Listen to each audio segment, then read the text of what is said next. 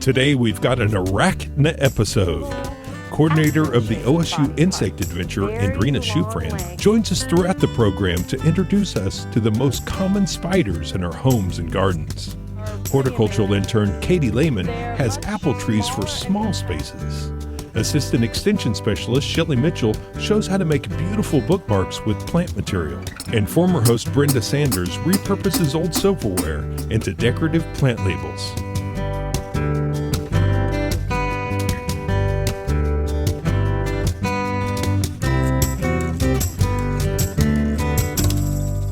Oklahoma Gardening is a production of the Oklahoma Cooperative Extension Service as part of the land grant mission of the Division of Agricultural Sciences and Natural Resources at Oklahoma State University, dedicated to improving the quality of life of the citizens of Oklahoma through research-based information.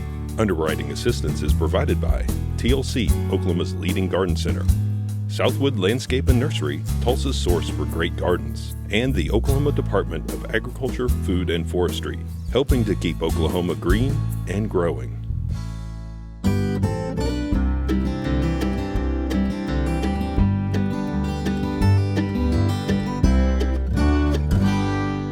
Hi, I'm Dr. Andrine Shufran, and you're here at the Insect Adventure, part of Oklahoma State University's Cooperative Extension Service.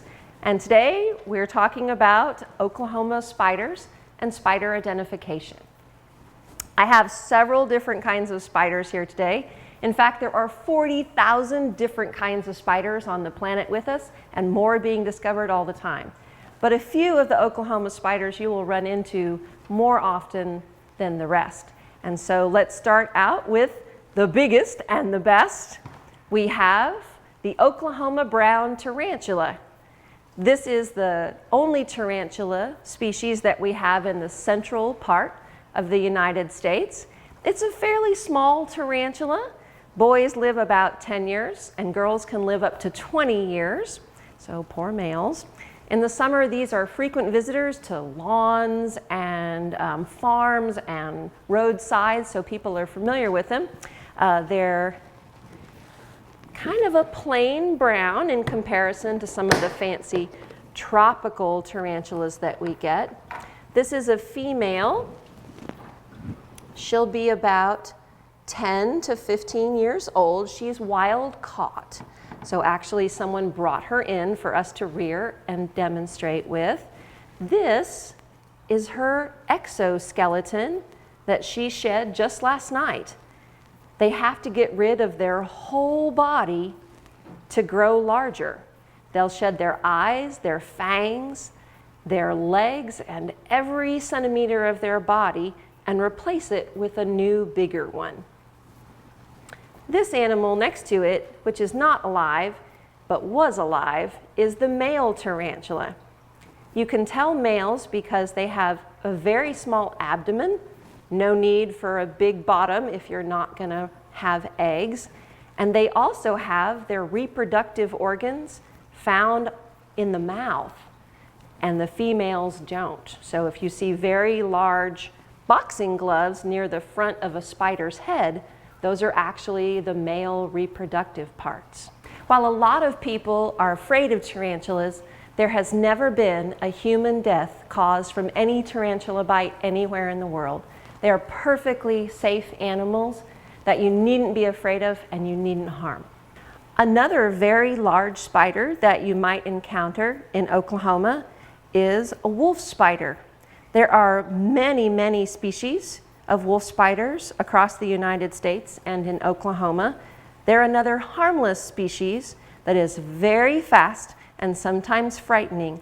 You can find wolf spiders at night by shining a flashlight out into your yard, and the eyes will shine back at you. They may come into your home, but are completely harmless, and you can just scoop them up and take them back outside. They're great to have around your house because they will protect you from things like black widows, brown recluses, scorpions, and cockroaches.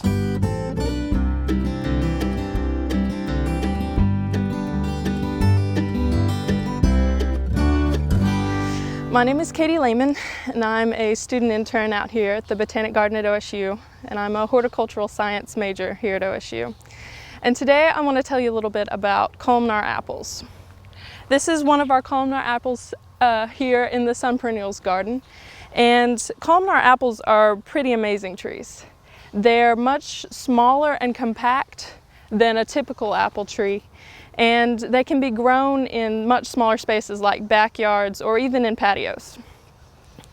The columnar apple has a main trunk, and it produces short limbs that, with a little bit of pruning, can be easily maintained into this nice column-like shape.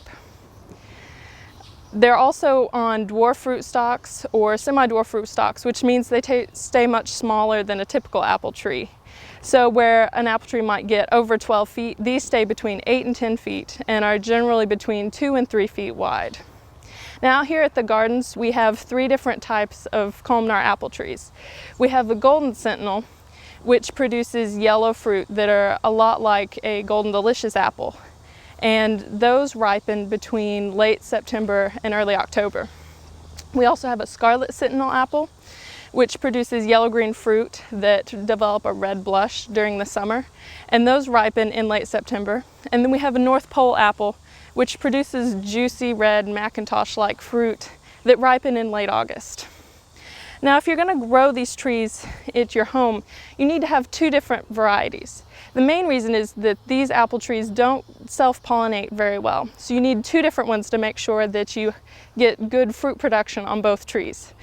Also, if you have 2 different varieties, then you can have a longer harvest season because they ripen at different times. These can be planted in your backyard, and they do fairly well in Oklahoma soils, but they can also be planted in large containers like whiskey barrels and kept on a patio or even a balcony. They should produce fruit within 2 to 3 years of being planted, and in good years they can produce up to 25 pounds of apples per tree.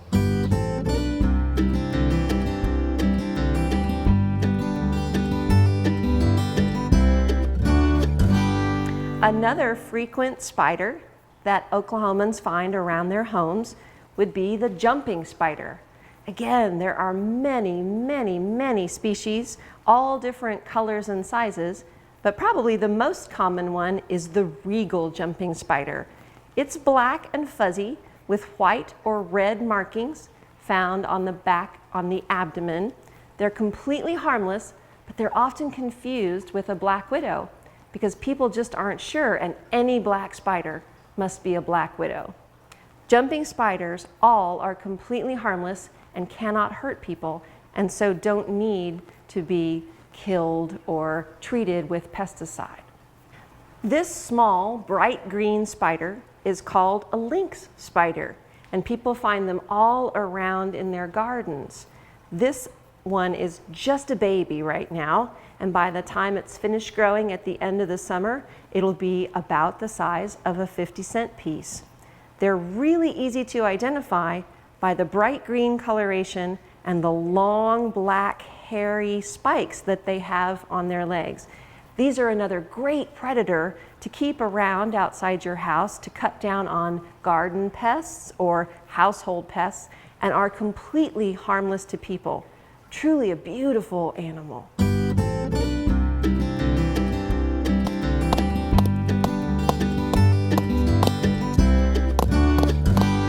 Today we're going to show you how to make watercolor bookmarks using flower petals for the watercolor. So what you need for this project is you need watercolor paper, and since we're making bookmarks, I cut them into about 2 inches wide. So what you do is you get a piece of painter's tape. You don't want tape that's really sticky. You just want tape that's sticky enough to hold flower petals and such, because you're going to put it on and then you're going to take it off. So you just go and you can get weed flowers, you can get flowers that someone's taken out of their yard that they don't want anymore. Just make sure you ask permission first. But all you do is you get little petals and little leaves, and you just attach them to the painter's tape. Any color you want. You don't want to get stuff that's really fleshy like succulent leaves, and you don't want to get a whole dandelion flower, but just stuff that likes to lay flat. And so you just go down the tape, attaching the petals to the tape, and when you finish, you'll have a little collection. And the good thing is, if you give this to kids, the tape naturally limits how much they collect, so they're not going to get handfuls and handfuls of stuff. So once you get your tape as full as you would like, you take one of your watercolor papers and you put it flower side down. And then here comes the fun part. So you find a flat surface, and this is the fun part. You get a rubber mallet,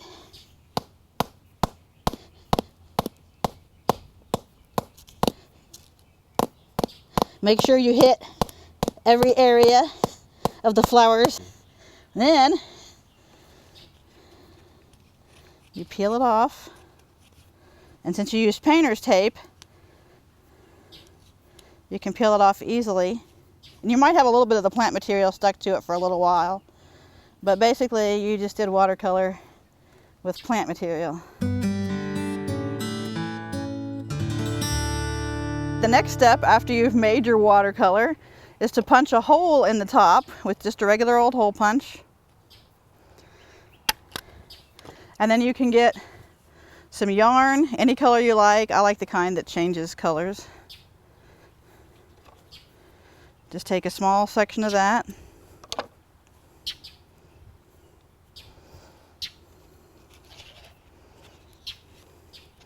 And then just loop it through so you have something to grab your bookmark with. And then you have a finished bookmark to give to friends and family.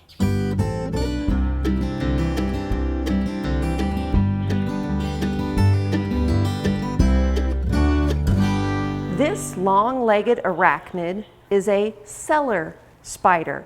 Not like he's trying to get you to buy something, but like an animal that you would find in the basement. They are often confused with brown recluses because they also have the fiddle-shaped markings on their back. But they're different from a fiddleback in that they have extremely long legs and are most often found on the roof, not near the floor. These animals are a great spider to keep around your house because they actually eat other spiders.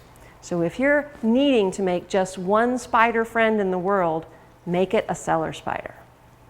This next arachnid is not a spider, but people always think it is, so we thought we'd throw it in. This next animal is a harvestman, what people in Oklahoma call a daddy longlegs. And even though it has 8 legs, it's not actually a spider. It doesn't spin silk, it doesn't eat other animals and bugs, and it has not 2 body parts like a spider, but just a single aspirin-shaped body part. Very long legs, and they do not have any venom. The classic urban legend describes the daddy longlegs as the most venomous spider on the planet, but it has too small of a mouth to hurt us. Well, it is safe for us. It cannot hurt us, but it does not possess venom. It does not spin silk. It is not a spider. It does not eat meat.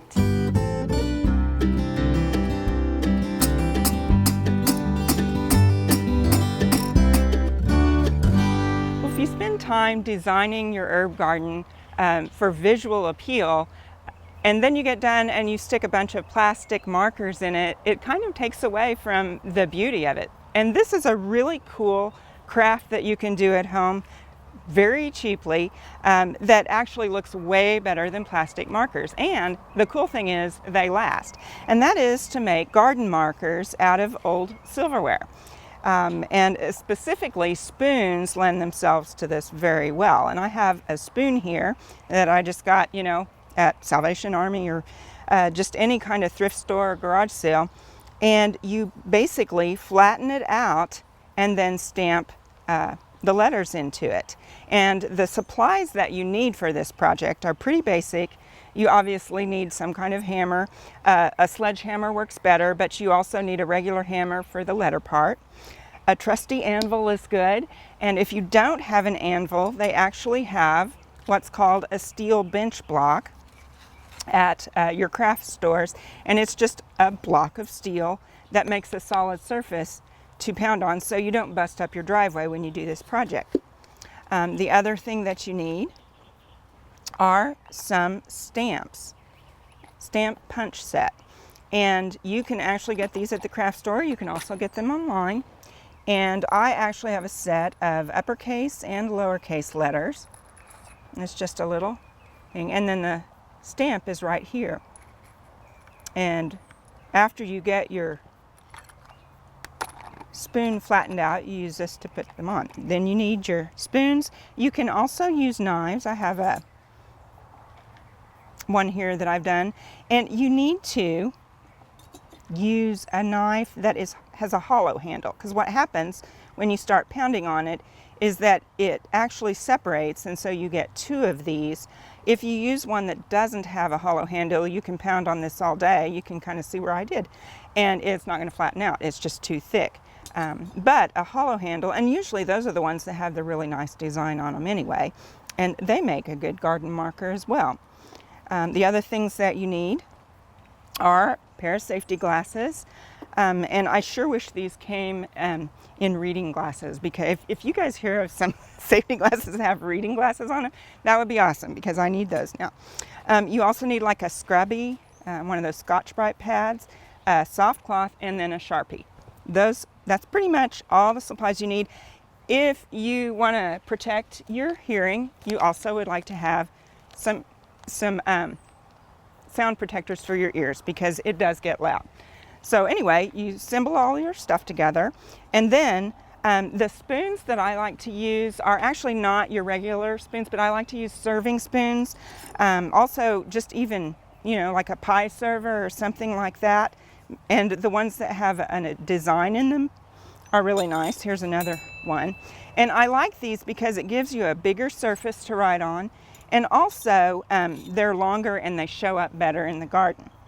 What you do is you start out with your spoon and you just lay it on your surface and then start pounding, pound away. And I've actually already done this, and that takes a while. You're going to make the neighbors look. And then what you do is, after you've got it pounded flat, then you take your punches here and figure out what herb you're going to use.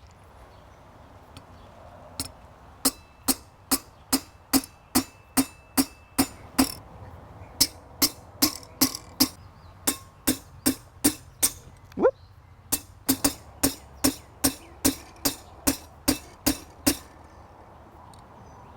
Okay, there we go. Now I have these stamped in. My E kind of slid around a bit, and you see it doesn't really show up that well. So that's where the Sharpie comes in. You just basically color over that area, and I'm not going to color that spot where I kind of messed up. And then you use your cloth and you start kind of rubbing it off, and you'll notice it doesn't quite all come off, and that's where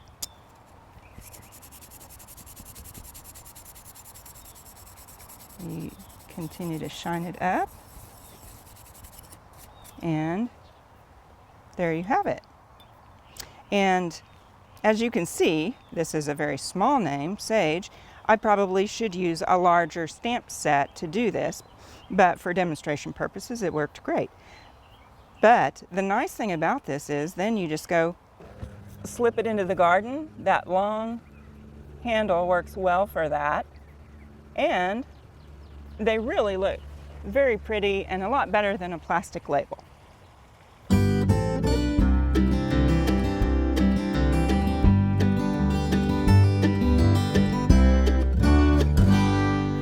A beautiful spider in Oklahoma that most people have had the opportunity to experience in their garden is the golden orb weaver, otherwise known as the garden spider.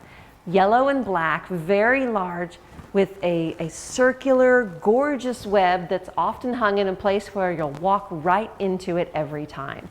These beautiful spiders are harmless to people, but they're great for controlling grasshoppers and moths in your garden. So go ahead and leave them there. Show your kids where they're at so they won't run into them, and enjoy them until the fall, when they'll probably pass away and leave you a great big egg sack. full of 200 or 300 young spiderlings.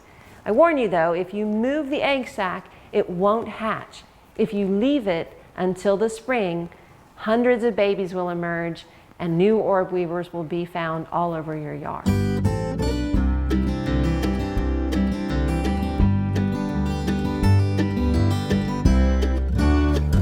Throughout Oklahoma, there are literally thousands of different kinds of spiders. But there are two kinds of spiders that we consider medically important, and we should really teach our kids how to identify them. Those would be the black widow and the brown recluse, often referred to as the fiddleback spider. Black widows are very common throughout the entire United States and are considered the most medically important spider that we have in this country. Their bite contains a neurotoxin which can cause all over intense body pains, irritation, and extreme sleeplessness. You can't rest after a black widow bite. Deaths are extremely rare. More people in our country are killed by Christmas trees than are killed by black widows, but they're still an important spider to avoid and treat if you do receive a bite. I have down here on the table several different specimens of the same species of black widow. They don't always have to have the same markings, so you want to look for the actual structure of the black widow, which looks like a black shiny marble on long black toothpicks with some possibly red markings on their abdomen that might be on the top or on the bottom. Most people are very familiar with the red hourglass shape on the underside of the abdomen. Black widows commonly do have that, but can be without it, and so it's best to learn the body shape rather than just rely on one identification mark. These three are all adult female black widows, and you can see that there's quite a bit of variety in their markings. This little bitty guy here is still a black widow and still an adult, but this one is a male. Male spiders tend to be as much as 1/100th of the size of a female. They do still have the same venom, but truly their mouth parts are so small that you will not receive a bite from a male black widow. Black widows are in the family of cobweb spiders and have a very distinctive messy web that will have some of the strongest silk that you might ever touch. If you do receive a bite from a black widow, you want to seek medical attention quickly. Go to the emergency room or to your doctor and tell them you've been bitten by a black widow, and they will treat the symptoms to help you feel better fast. Finally, we come to the much misunderstood brown recluse spider. This animal is probably one of the most feared animals in Oklahoma, but people really needn't be so frightened because there has never been a documented death from fiddleback bite anywhere in the United States. In fact, this little brown spider's bite only affects 5% of the human population, which means that 95% of the people on this planet have no reaction to a brown recluse bite at all. Unfortunately, when you do have a bite from a fiddleback and you have a reaction, what can happen is a dead area of skin may develop. And over time, that area won't heal on its own. You need to seek medical treatment. And so some people get very sick from the germs and infection that set in from an open wound on their body. Treatment for a brown recluse is very straightforward with antibiotics and hydrocortisone and can rapidly help heal the wound that won't heal on its own without that medical attention. Fiddlebacks are very easy to identify, but people often get it wrong. People are looking for that guitar shape to be on the abdomen of the spider, but in fact, brown recluses have no markings on their abdomen at all. The marking that's shaped like a guitar is found up on the head as part of the eyes. And so if you look for a small brown spider that has a dark eye marking and kind of a stripe between its legs, you've probably found a fiddleback. Again, they are extremely common throughout the southern United States, and people encounter them everywhere. Boxes, buildings, cardboard, anywhere you might store wood or paper or boxes, you'll come across one. Just kill it if you need to, but you don't have to. It actually has a job eating other bugs in the environment.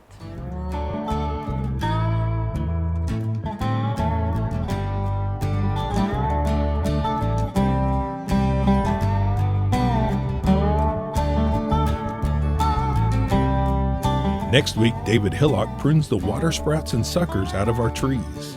Former host Ray Campbell is sprucing up the ground covers by removing those unwanted plants. Intern Sarah Wallace identifies a tough weed. And we have tips for August. So join us then for more TV You'll Grow to Love. To find out more information about show topics, as well as recipes, videos, articles, fact sheets, and other resources, including a directory of local extension offices, be sure and visit our website, oklahomagardening.okstate.edu. And we always have great information, answers to questions, photos, and gardening discussions on your favorite social media as well. Join in on Facebook, Twitter, and Instagram. You can find this entire show and other recent shows, as well as individual segments on our Oklahoma Gardening YouTube channel.